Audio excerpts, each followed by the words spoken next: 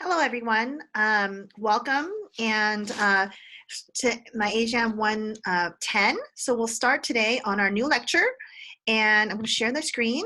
Let's see, share screen. And today we're going to go over incarceration cafeteria style. Let me just take myself out of there. Okay. All right. So today we're going to go over, make that Incarceration Cafeteria Style, The Politics of Mess Hall in the Japanese American Incarceration by Heidi Kim. So today I want you to pause this lecture right now, and I want you to go on YouTube, and I want you to type in Yellow Rage, and I want you to listen to two poems. One is Listen A-Hole, and the second one is I'm not a flavor. I'm a woman, not a flavor. So please pause it, go to YouTube, and now watch it. So pause. Okay, so now I believe you unpaused. I would love to know your impressions of those poems or those poets. All right. Students always have like great comments in class. All right, so today's article we're going to go over is Incarceration Cafeteria Style, The Politics of Mess Hall in the Japanese American Incarceration by Heidi Kim. So Executive Order 9066, write that down your notes, everyone take out notes, was during World War II by President Franklin Roosevelt in 1942. And this was a very, very important executive order. It authorized the Secretary of War to intern Japanese in U.S. concentration camps. Sad fact, but they also interned German Americans as well as Italian Americans. Not all of them, to some extent, to the huge extent as Japanese Americans on mainland U.S., but there were actually German and Italians that were also interned. They could not intern everyone in Hawaii because the majority, there were thousands and thousands of Hawaiians. They just could not do that, and so it was mostly on the mainland. Now, if you can imagine the breadth of this, 127,000 United States citizens, Japanese American citizens, were imprisoned during World War II. President Roosevelt signed this executive order that very much influenced Japanese American history as well as Asian American history. There's a picture of Fred Korematsu. Okay, so I want you to think back in your imagination. Japanese in Central Valley had to live in horse stalls in the Fresno Fairgrounds. Now, I think a lot of you guys have been here, the Hmong New Year, I've been there for Hmong New Year, the various fairs they've had, the Fresno Fairground. And so when I was teaching in LA, I would say, do you guys, the Santa Anita, where you guys have the 626 kind of like gathering night market, and you also have the racetracks. Well, in both the Central Valley as well as in Southern California, they forced thousands of Japanese to, and you think about it, in the middle of the night, they grab you at 3 a.m. and they say, just take just a suitcase of what you have. They left everything else. Later on, it was looted. And they had to live in horse stalls. Now, can you imagine the smell and the non-comfort, as well as no bathroom, right, that these Japanese Americans had to go through in the Fresno Fairgrounds as well as the Santa Anita racetrack? So it wasn't great. It was terrible, actually. It was a huge kind of injustice. So Fred Korematsu fought and he actually against this Executive Order 9066, and he said no. And later he actually won against the U.S. government.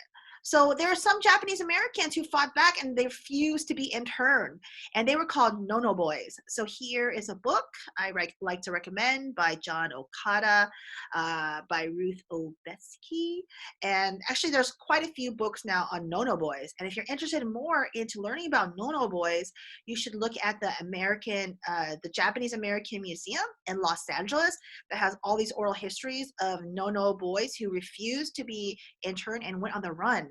So if you look at the picture on my right, it's actually Fred Korematsu when he's younger, and later when he got a Medal of Honor because he refused to be interned for this unjust incarceration. I like to reiterate that actually Japanese Americans, they never found any evidence ever that they were disloyal to United States. Never. Okay.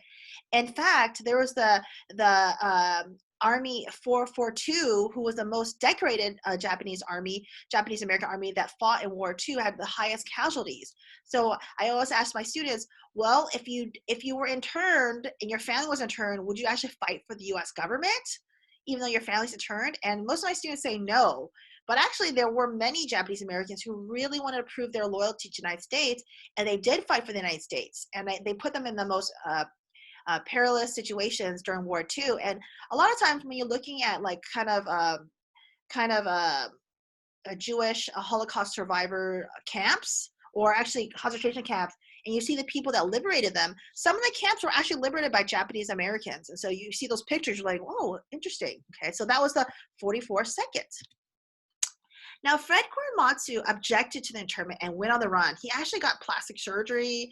I think he got his girlfriend to help run out.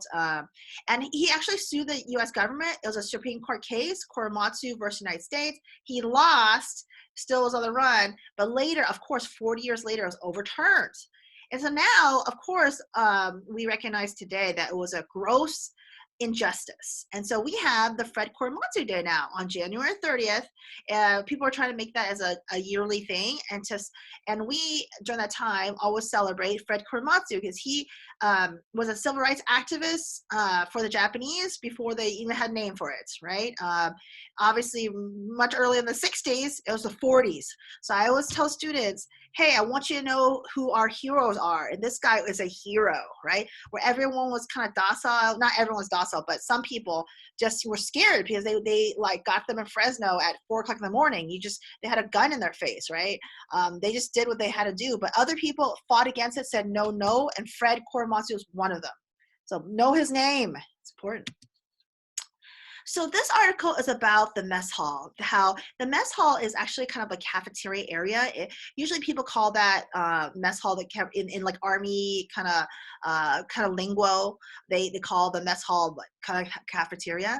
So unfortunately, the Japanese were put in these like makeshift kind of internment camps, and they had a mess hall or cafeteria.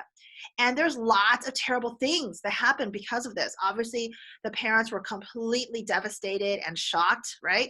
Pushed out of their Central Valley kind of farm or in LA, whatever job they're doing, at 3 o'clock in the morning with a gun in their face to get into the train. First to live in the mess halls, but then in the horse stalls, and then later to go into these like barracks that had no privacy and no bathroom that was actually had any privacy. So this article talks about like the results of that, right?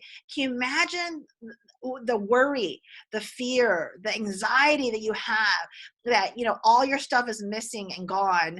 And actually, unfortunately, a lot of those farms were very much taken advantage of by their neighbors, and were looted during that time. And there were actually people who did take care of them. Their neighbors took care of the farm, which was great as well. So, but there's lots of nightmare stories. So this chapter talks about what happened, and these are the results of the nightmare stories. So number one, write in your notes. The children, they were not supervised, right? There's like no place, because families were separated. Okay, so who's watching the kids? Okay, so that's a big kind of result of this chapter. Children were on their own, okay? And two, parents were often separated. Sometimes the men, if they spoke Japanese or if they were like Buddhists, they're considered like leaders in the community, and they're separated from their family, and they're put in like, so one parent could be in Arkansas concentration camp and another one could be in Manzanar, right? And so it's really terrible times. And so that's another thing that happened that people don't understand, that because the parents were separated, sometimes they're separate from their children, the kids were not supervised.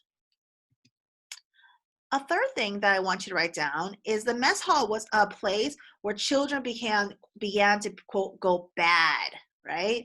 Think about it. You were in a nuclear family. Your mom and dad took care of you, and everything was helps for you. But then you're by yourself. This is where you're just doing things by yourself, and this is where some like bad things happen. Okay. So this chapter is very interesting because there's lots of takes on the internment camp, right? And unfortunately, there's like these positive pictures of the internees.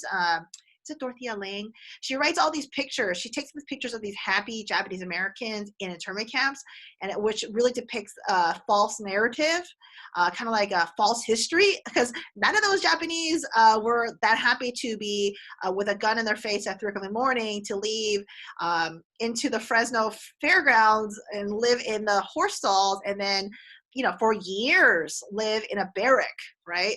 And so this article is the chapter is important because it talks about how this internment was not just internment, it destroyed the Japanese American family, okay? Because they didn't have any choice.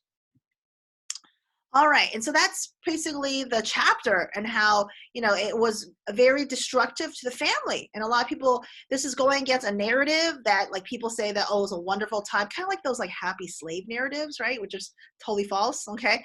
So here on this, I've come to my last slide. If you have any questions, please email me at the mail.fresnostate.edu. Please don't Canvas email me, and I will send out probably a survey tonight to see if you're interested in having an online synchronous kind of office hours.